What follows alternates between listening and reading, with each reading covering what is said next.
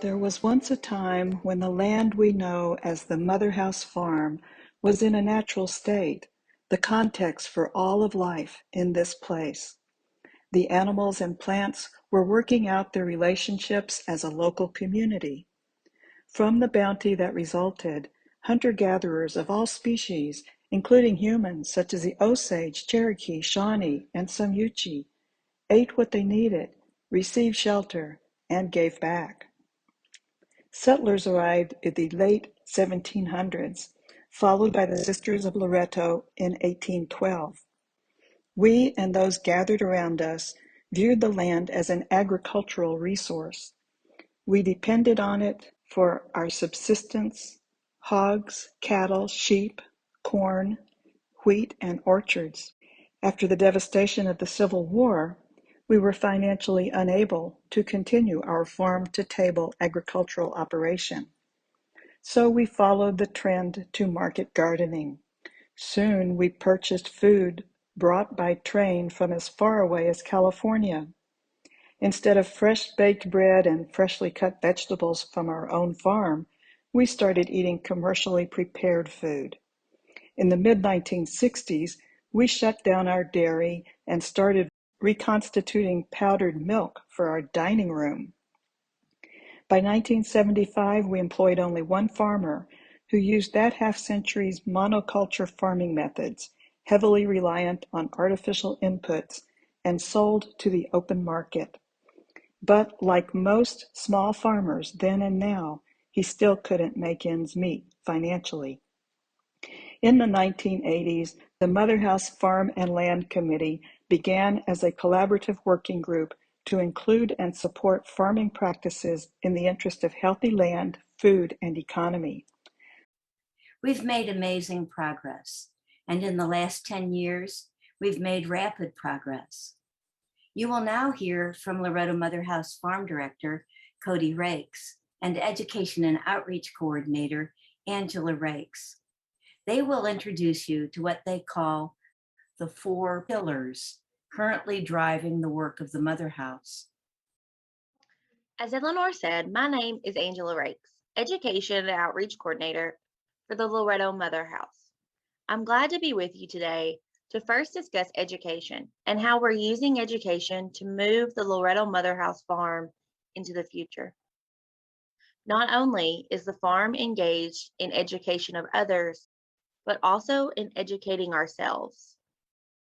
Cody, myself, and Trent, the other full-time farmer, spend time attending educational meetings, field days, and being active in local, state, and national organizations.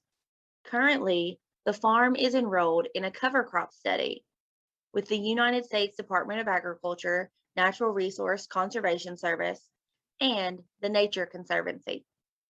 Cody is also a participating farmer in the Mississippi River Watershed Farmer to Farmer Conservation Network that works to teach other farmers how to farm in ways that are beneficial to the Mississippi River Basin. In 2022, we plan to construct this kiosk you see on the screen now. It will hold general Motherhouse information, self-guided walking tours for property guests, promotional materials for farm products, retreat information, and I'm sure we will find other uses for it. We have big goals for strengthening our relationships with the local civic community and schools in surrounding counties. If you read my September Interchange article, you know about the wonderful Family Ag Day we held in Loretto in June in cooperation with the Crossroads exhibit, spearheaded by the Loretto Heritage Center. This event brought together many organizations and individuals from the community to provide an immersive experience for families. We plan to make this a yearly event and are exploring ways we can include more local farmers. One of our best educational tools that all of you can take part in is the farm Facebook and YouTube pages. You don't have to be a member of Facebook to check it out. I know many of you already follow Rascal the farm dog, as he tells stories of the farm, including pictures and videos, with a little fun and occasional heartbreak along the way. To help Rascal out a bit, Cody and I do live videos on Facebook to share a more in depth look on what goes on at the farm. During this section, I will be discussing the pillar of climate change through the lens of regenerative farming. This is a new way of farming that strives to repair or regenerate our degraded environment, from the soil to the air to the water to the social systems to the economics, etc. This method of farming is quite management intensive and requires a holistic approach to reap all the benefits available. Let's discuss how we implement these principles in the 16-acre field that adjoins the tobacco barn and Clare House to the east of main campus. In this field, we grow non-GMO corn and non-GMO soybeans in rotation. We are limiting soil disturbance in this field by never tilling the soil. In order to keep the soil covered and to maintain living roots and shoots, we grow cover crops during the 6 months between grain harvest and planting. We add diversity by not growing the same crop each year and by having a dozen or more species in our cover crop mixes.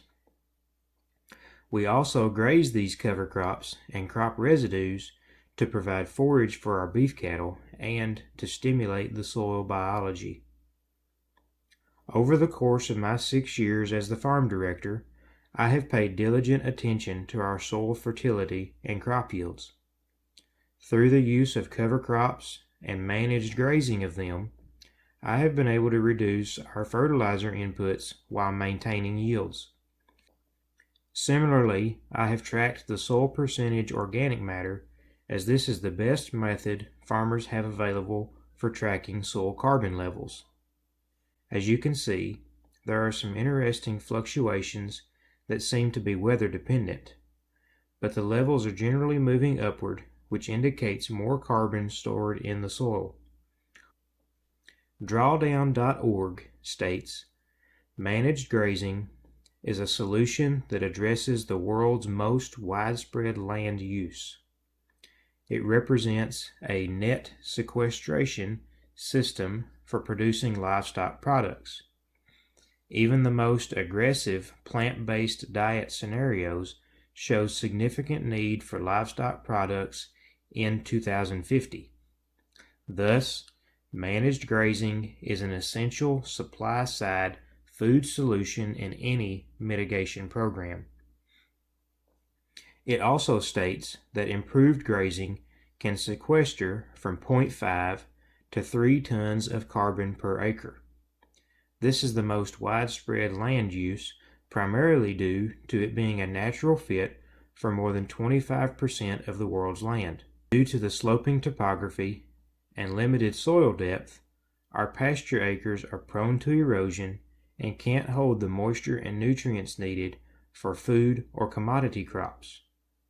However, they are well suited to perennial grasses and clovers such as tall fescue, orchard grass, bluegrass, red, and the ladino clover, among many other species. Left to their own without managed grazing, these fields typically only have one season of growth in the spring. They will then produce seed and lay more or less dormant until the following spring. But with managed grazing, the controlled intensity and timing of grazing can stimulate additional seasons of growth. This means additional sunlight and carbon capture for infusing life into these degraded soils. As I often say, it's not the cow, it's the how. Let's walk through another on-farm example and track the carbon through the process. For this example, we will discuss the valley pasture, which is about 12 acres on the south side of campus behind the cemetery and the former coal house. In late April, once the fescue has established substantial spring growth, we will split the field into 3 or 4 4-acre sections. Into one of these sections, we will bring about 30 cows, their calves, and about 40 yearlings and 2-year-olds. All told, about 40 tons of livestock on 3 or 4 acres. They will graze the 10 to 12 inch tall grasses and clovers down to 6 to 8 inches in a matter of 1 to 2 days, and then will be moved to another section. After finishing the last section, the cattle are moved to other fields for about 30 days before repeating the process 4 to 5 times throughout the year. Of the approximately 170 acres of pasture on the farm, our cattle only have access to about 6 acres or less at any given time. Generally, we try to graze off the top 1/3, which is the highest nutritional value, trample 1/3 to stimulate the plant and build soil armor, and leave 1/3 for sunlight capture. By allowing the grasses to establish ample growth, they have achieved their peak potential of sunlight and carbon capture and have begun to decrease in efficiency. This chart shows the standard growth curve of forages. We are beginning our grazing at the transition between stage 2 and 3, and remove leaves and stems to reset the plant to the first part of phase 2. Dr. Mansk, range specialist at North Dakota State University, in a 2003 annual report states, grazing that removes a small amount of leaf area from the grass plant between the 3rd leaf stage and flowering stage can increase the amount of carbon compounds the defoliated plant releases into the root zone and stimulate growth. Additionally, trampling and root sloughing act to capture more carbon in the soil. Trampling puts carbon-rich plant material, animal feces, and urine on the soil surface in a way that stimulates soil fungi and microbes to convert to soil organic matter. As plants are grazed, a proportional amount of root material is sloughed off, which fungi and microbes also convert to soil organic matter. These are just a few specific examples of work that we are doing, without a mention of the 300 acres plus acres of woodlands, 75 plus acres of wildflowers and native grass preserves, and thousands of feet of stream buffers that are working to protect our environment and capture and store carbon. It is also important to note that these management strategies are ever evolving as we learn more and become more confident in our abilities. Just a few areas we hope to develop in the future are additional species of livestock, implementing native warm season grasses for grazing, and converting a failed tree planting to a silvopasture where we grow trees and livestock on the same acres. I hope these examples have shown how we are infusing life into our Loretto Motherhouse farm soils. Through a holistic and adaptive management strategy, we are actively capturing and storing carbon with our daily operations. I think it is also more clear that this new way of farming is a climate solution as well as an exciting way to grow.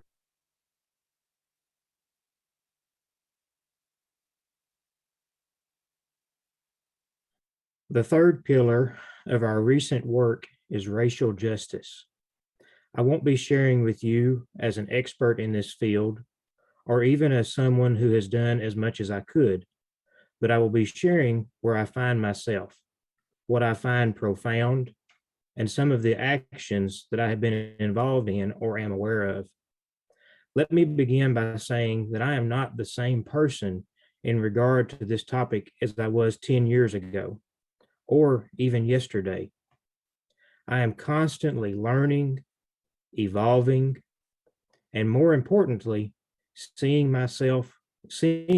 with eyes wider open. Weeks ago, when I started writing thoughts for this talk, I identified a goal of wider diversity in our farm education programs as a good target. Through recent conversations with Undue Bias, a St. Louis-based consulting firm, I am now questioning the appropriateness of this goal through the lens of why do I think that programs led by me or other white farmers are what Black and brown farmers need or want to participate in. More context for my questioning comes from Leah Penniman, co-director and farm manager of Soul Fire Farm in New York. She shared these points during a presentation at an Organic Association of Kentucky conference. She adamantly urges anyone looking to make a difference to follow the lead of those most impacted by the oppression.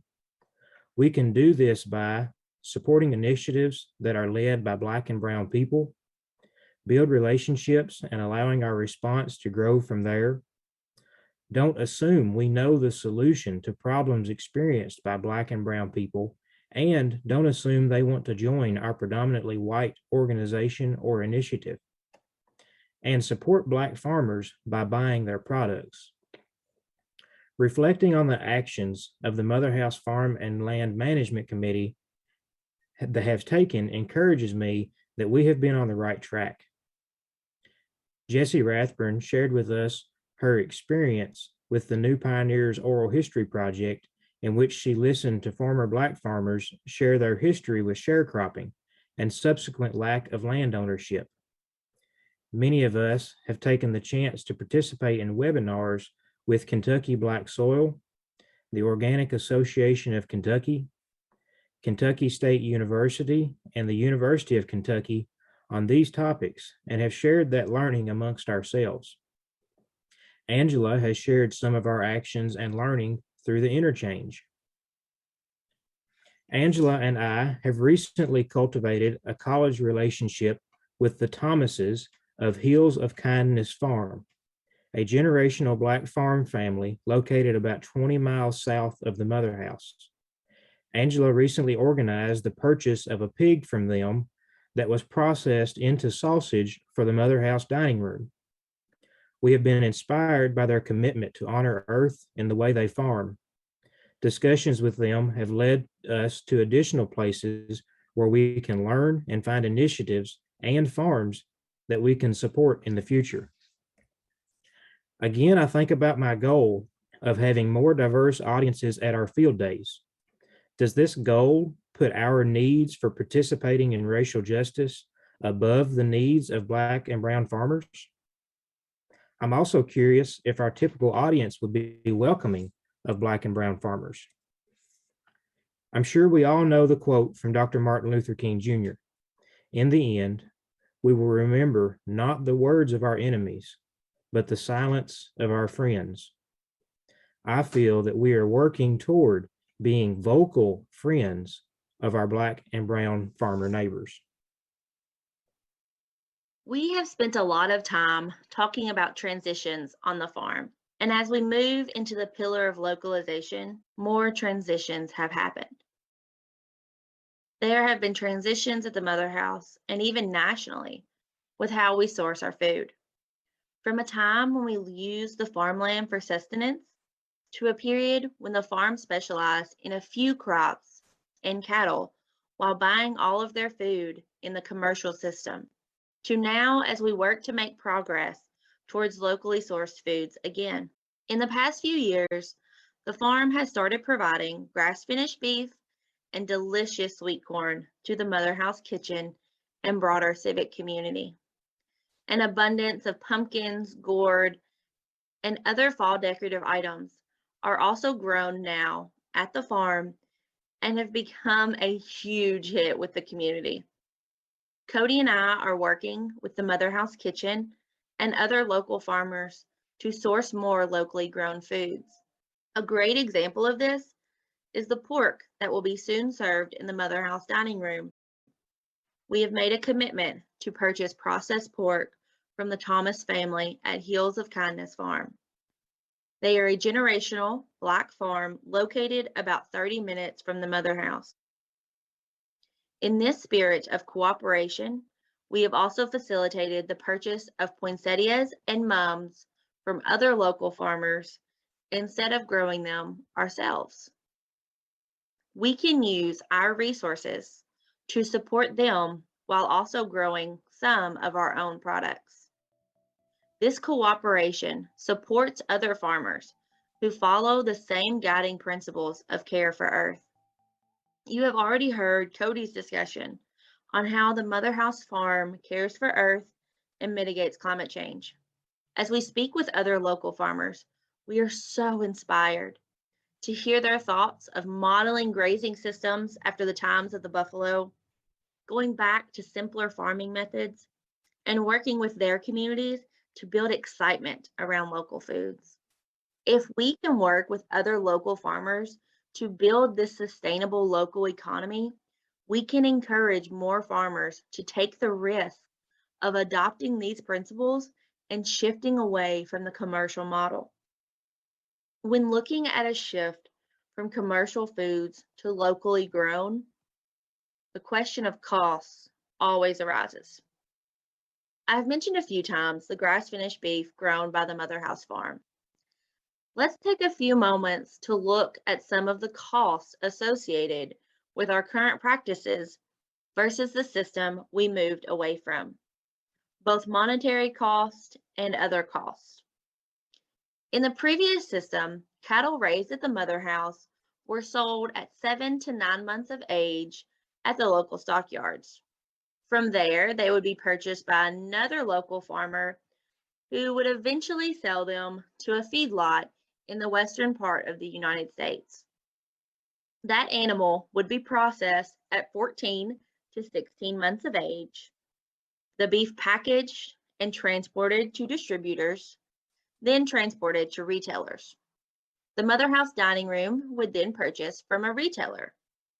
This assumes that the Motherhouse purchased beef that was raised and processed in the U.S.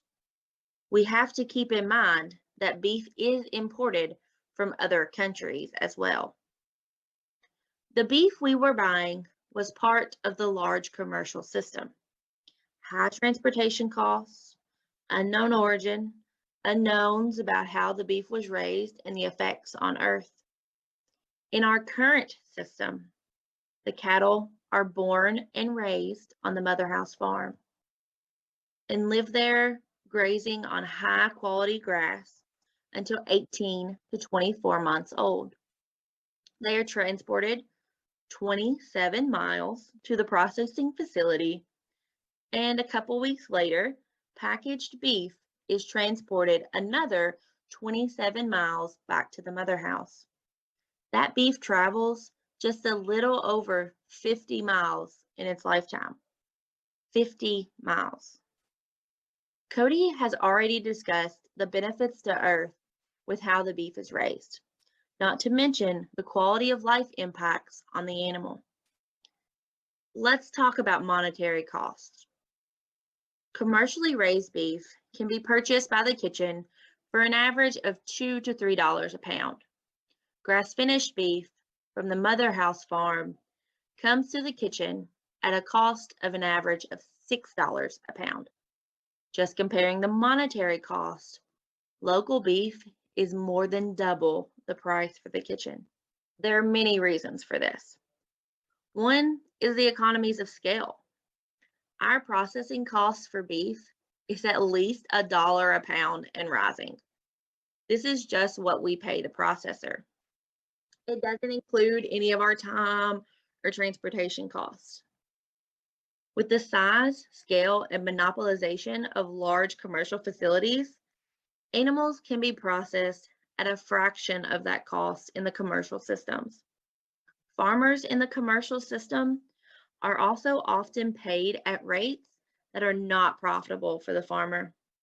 In a local system, farmers have more control over the price they get for their product to ensure profitability for the farmer. There are also government subsidies and other extenuating factors that affect cheap meat. In a recent conversation with local farmer Chris Thomas, who raises lamb, chicken, and pork, he shared that he is paying $4.50 per chicken just for the local processing. That is more than the price of a whole chicken from Walmart, just in processing. Local farmers simply cannot compete with the prices of commercial products if they want to survive. While talking about cost, it is important to mention a recent report from the Rockefeller Foundation titled True Cost of Food, measuring what matters to transform the U.S. food system. According to this report, Americans spend $1.1 trillion annually on food. After factoring in the impacts of the food system on different parts of our society, including rising healthcare costs, climate change, and biodiversity loss, the true cost of American food equates to $3.2 trillion, almost 3 times what Americans pay directly. Looking at it in this context, local is the cheaper option. Imagine the impact we could have on local farmers if we started supporting them directly. Taking a total cost of ownership approach to purchases, making a sustainability shopping list, and purchasing from local retailers. We can do this by growing local foods and supporting others who do the same. I would like to leave you all with a few thoughts from Chris Thomas, local farmer and agriculture teacher. If a consumer decided, you know what, these are the products I want, then a difference can be made. If they continue to go to Walmart and buy the cheapest thing they can find, they won't ever be able to make a difference for their local farmer. But if they decide, you know what, I'm going to the farmer's market, or hey, you know what, there's my neighbor, I'm going to drive across the road and I'm going to see how I can support him, then that could make a difference. Some people disagree with this, but I think for the most part, if consumers demand something different, the farmers will change because they've changed over the years, good or bad, they've changed. And I think they would continue to change. If the market fell off, they would do something different. Many thanks to Cody, Angela, Trent, and all those working to build and strengthen local farming at the Loretto Motherhouse and surrounding community. And congratulations on receiving the Master Conservationist Award for all your good work in combating climate change and caring for Earth.